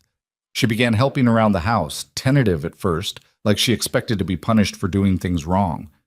One evening, she found Miriam in the kitchen and just stood there, wringing her hands. "What is it?" Miriam asked. "I need to apologize for Black Hollow, for how I treated you. I was—" Rebecca's voice broke. "I was cruel and small, and I thought making fun of you made me better somehow, made me safe from being the target. But it didn't. It just made me the kind of person who hurts others to feel bigger." Miriam set down the knife she'd been using to chop vegetables. "Why now?" "Because you saved me when you had every reason not to. Because you're showing me more kindness than I ever showed you. And because I'm tired of being the person I was." Rebecca wiped her eyes. "I don't expect you to forgive me. I just needed you to know that I see it now, how wrong I was, how much damage those words did." Miriam studied her for a long moment. Rebecca looked back, unflinching, waiting for judgment she clearly thought she deserved. "I forgive you," Miriam said finally. "Not because you earned it, but because holding on to that anger hurts me more than it hurts you. And I'm done letting Black Hollow dictate how I feel about myself." Rebecca started crying in earnest then, and Miriam let her, understanding that sometimes tears were the only way to wash away the poison of old shame. Rebecca wasn't the only ghost from the past who found their way to Red Ridge. In October, Caleb showed up. Miriam was hanging laundry when she saw him trudging up the road on foot, carrying a small pack and looking like he'd aged 10 years since she'd last seen him. Her first reaction was anger. He'd sent her away, taken her wages, and still lost everything. But when he got close enough for her to see his face, the anger faded into something sadder. He looked broken. "Miriam," he said, stopping at the edge of the yard like he wasn't sure he was allowed any closer. "I don't have the right to be here." "No, you don't." He flinched but nodded. "I heard you got married, that you're doing well. I'm glad." "Are you? Or are you here because you need something?" The words came out harsher than she intended, but Caleb just took them like he deserved worse. "Both, I guess. I needed to see that you were all right, that sending you here wasn't the worst thing I could have done." He shifted the pack on his shoulder. "And I needed to apologize for treating you like you were disposable, for using you to solve my problems and telling myself it was for your own good. It wasn't for my good. It was for yours." I know that now." His voice cracked. "I was drowning, Miriam. Drowning in debt and responsibility and the weight of everything I'd lost. And instead of being honest about that, I convinced myself that sending you away was merciful, that you'd be better off anywhere but that failing farm with a brother who couldn't take care of you. You could have asked me, could have talked to me like I was a person instead of a problem to solve. You're right, I should have." He looked at her directly for the first time. "I was a coward, too proud to admit I was failing, too scared to face what I'd become. And I hurt you because of it. I'm sorry, Miriam, for all of it." Elias had appeared from the barn, alerted by voices. He stood nearby, not interfering but clearly ready to intervene if needed. Miriam looked at her brother, really looked at him, saw the guilt carved into every line of his face, saw the way his hands shook slightly, saw a man who'd lost everything and was trying, however inadequately, to make amends. She could send him away, could tell him he was right, he had no right to be here, and watch him walk back down that road carrying his shame. Or she could do what Elias had done for her, what she'd done for Rebecca. She could choose mercy. "There's a bunk in this barn," she said. "Dutch can show you.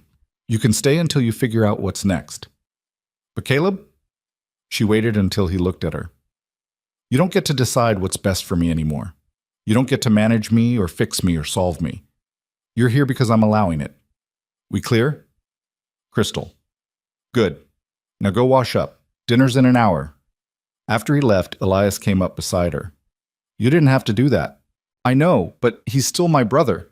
And if I've learned anything at Red Ridge, it's that people deserve second chances, even when they don't deserve them." Elias kissed her temple. "You're a better person than most." "I'm just tired of being angry. It's exhausting." The ranch changed with these new additions. Rebecca turned out to have a talent for sewing and started taking in mending work from neighboring ranches, slowly building her own income. Caleb threw himself into hard labor, working alongside Dutch and Elias like he was trying to sweat out years of poor decisions. And Miriam found herself in the strange position of being the strong one, the one people turned to, the anchor instead of the weight. It was terrifying and exhilarating in equal measure. November brought the first serious snow, blanketing Red Ridge in white that sparkled like crushed diamonds under clear skies. They were all in the main house one evening, Miriam, Elias, Dutch, Rebecca, and Caleb, playing cards and drinking coffee when someone knocked on the door. Elias answered it to find Victor Hale standing on the porch, looking apologetic and half frozen. "My carriage broke an axle about a mile back," he said through chattering teeth. "I saw your lights. I know I'm probably the last person you want to see, but I'm not proud. I need shelter for the night." Elias looked back at Miriam, letting her decide. She nodded. They brought him in, gave him coffee and food, set him up with blankets by the fire. And if there was something deeply satisfying about Victor Hale being dependent on her charity, well, Miriam was human enough to enjoy it a little. The next morning, while they waited for the blacksmith from Copper Valley to come fix the axle, Victor sat in the kitchen watching Miriam work. "You were right," he said finally. "About staying here." Miriam cracked eggs into a bowl. "Was I? I went to Denver, met with the Thorntons, worked for them for about 3 months before I realized that nothing I was doing mattered. I was just arranging their lives to look more impressive, making everything shiny on the surface while the rot underneath stayed hidden." He paused. "You have something real here, something solid. I didn't understand that before." "And now you do?" "Now I think I'm starting to." He watched her whisk the eggs with practiced efficiency. "I thought you needed saving. Thought you were wasting your life out here because you didn't know any better. But you knew exactly what you were doing. You were choosing substance over appearance, and I was too shallow to see the difference." Miriam poured the eggs into the hot pan, watching them sizzle and firm up at the edges. "Why are you telling me this?" "Because I owe you an apology. I tried to manipulate you into a life that would have made you miserable because it fit my idea of what you should want. That was wrong. You're..." He struggled for words. "You're stronger than I gave you credit for. Stronger than most people I know." "I'm not strong. I'm just stubborn." "There's a difference?" Despite herself, Miriam smiled. "Not much of one." When Victor left later that day, his axle repaired and his carriage ready, he shook Elias's hand and thanked Miriam with what seemed like genuine respect. "If you're ever in Denver," he said, "look me up. I owe you a debt." After he disappeared down the snow-covered road, Elias wrapped an arm around Miriam's waist. "You collect quite the assortment of strays," he observed. "Says the man who took in the girl nobody wanted." "Best decision I ever made." She leaned into him, watching the snow fall in fat, lazy flakes. "You really think that?" "I know it." He turned her to face him. "You changed everything, Miriam. This ranch, my life, me. Before you got here, I was just going through motions, working to work, existing to exist. But you made it mean something, made me want to build something worth having instead of just surviving another season." Tears pricked her eyes. "I didn't do anything special." "You showed up, you worked hard, you gave a damn. That's everything." He kissed her forehead. "And you taught me that worth isn't measured in appearances or easy charm or any of the shallow things the world tries to sell us. It's measured in what you do when things get hard, and how you treat people when you have every reason to be cruel, in choosing kindness even when it costs you." Miriam thought about Rebecca, about Caleb, about Victor, about all the people who'd hurt her and the choice she'd made to help them anyway. "Sometimes I wonder if I'm being stupid," she admitted, "letting people back in who've proven they'll hurt me." "You're not being stupid. You're being brave." Elias pulled back to look at her. "There's a difference between being a doormat and choosing forgiveness. Doormats let people walk all over them because they think they deserve it. But you forgive from a position of strength. You help people because you can, not because you have to. That's not weakness. That's power." The word settled into her chest, warm and solid. She'd spent so many years believing she was weak, believing that her softness, her willingness to care despite being hurt, made her less than. But maybe it made her more. Maybe the real strength was in staying soft in a world that tried so hard to harden you. Winter deepened. The ranch settled into its cold weather rhythms. And slowly, improbably, the collection of broken people under Red Ridge's roof began to heal. Rebecca started smiling again, started making plans for a future that didn't include being someone's punching bag. She talked about maybe opening a dress shop in Copper Valley, about building something that was hers alone. Caleb stopped looking haunted. The hard work and honest company seemed to ease something in him, and one evening he pulled Miriam aside to say he'd found work at a ranch 2 valleys over. Real work with fair pay, and a chance to start fresh. "I'm not running away this time," he said. "I'm building towards something I can be proud of." "Good," Miriam said. "It's about time." He smiled, and for a moment she saw the brother she'd known before their parents died, before desperation and pride had twisted him into someone she barely recognized. "You're going to be all right," she told him. "So are you. Better than all right." He glanced toward where Elias was working in the barn. "You found something good here. Don't let anyone make you doubt that." "I won't." And she meant it. The night before Christmas, they all gathered in the main house: Elias, Miriam, Dutch, Rebecca, and Caleb. Miriam had cooked a feast, the table groaning under the weight of roasted chicken, potatoes, fresh bread, and a pie made from the last of the preserved apples. They ate and laughed and told stories, and for the first time in her life, Miriam understood what family was supposed to feel like. Not the family you were born into, necessarily, but the family you built from people who chose to show up, who stayed when things got hard, who saw your worst moments and loved you anyway. After dinner, Dutch pulled out a harmonica and started playing old frontier songs. Rebecca hummed along. Caleb tapped his foot. Elias pulled Miriam into an impromptu dance around the kitchen, both of them clumsy and laughing, and Miriam felt something she'd never quite felt before. Joy. Pure, uncomplicated, untainted by the weight of old wounds or the fear of future pain. Just joy. Later, after everyone had gone to bed, Miriam stood on the porch watching the stars. They were impossibly bright this far from any town, scattered across the darkness like promises. Elias joined her, wrapping a blanket around both their shoulders. "Happy?" he asked. "Ridiculously so." "Good. You deserve it." She leaned into his warmth, thinking about the girl she'd been when she first arrived at Red Ridge. Scared, broken, convinced she was worth nothing because that's what the world had told her. That girl was still part of her, would always be part of her, but she wasn't that girl anymore. She was Miriam Mercer, wife, friend, the woman who'd built fences and faced down bullies and chosen forgiveness when cruelty would have been easier. She was strong and soft in equal measure, scarred but not broken, changed but still herself.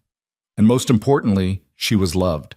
Not because she'd made herself smaller or prettier or more acceptable, but because she'd had the courage to stay exactly who she was until someone with clear enough eyes could see her worth. "What are you thinking about?" Elias asked. "Everything? Nothing?" She paused. "How far I've come. How far we've all come. You did that. You know that, right? You created this. All of it. We created it. Together." He kissed the top of her head. "Together, then." They stood there until the cold drove them inside, two people who'd found each other against impossible odds, building a life that belonged to them alone. And in the morning, when Miriam woke to fresh snow and the smell of coffee already brewing, she lay in bed for a moment just feeling grateful. Grateful for the ranch that had become home, for the man who'd seen her when everyone else looked away, for the chance to prove that worth wasn't something other people gave you, but something you claimed for yourself.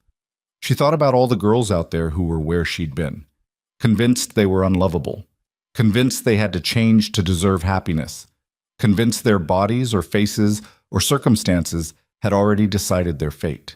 And she wished she could tell them what she'd learned, that you don't have to be perfect to be loved, don't have to be thin or pretty or easy to please, don't have to shrink yourself to fit into someone else's idea of acceptable. You just have to be brave enough to stay yourself until the right people show up. And they will show up. Maybe not when you expect them, maybe not in the form you imagined, but they will show up, and they will see you, and they will love you for exactly who you are. All you have to do is be patient enough and stubborn enough and brave enough to wait. Miriam got out of bed and dressed for the day. Downstairs, she found Elias attempting to make breakfast and making a hash of it, as usual. She nudged him away from the stove with her hip and took over, and he led her with a grin that said he'd been counting on that all along. Dutch wandered in, followed by Rebecca and eventually Caleb, and they all settled around the table like it was the most natural thing in the world.